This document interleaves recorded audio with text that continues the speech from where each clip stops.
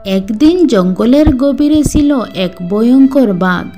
দিনভর শিকার খুঁজে কিছু পায় না। ক্লান্ত হয়ে সে হাঁটতে হাঁটতে এক গাছের নিচে বসে পড়ে।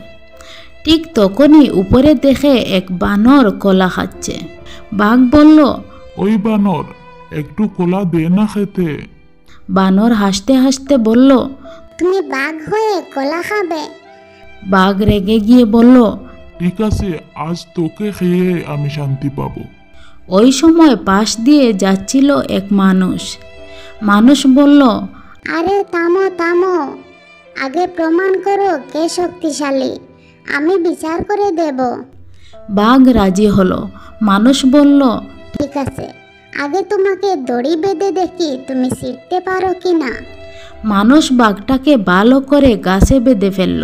তারপর বানরকে বলল, চলো ফালাই।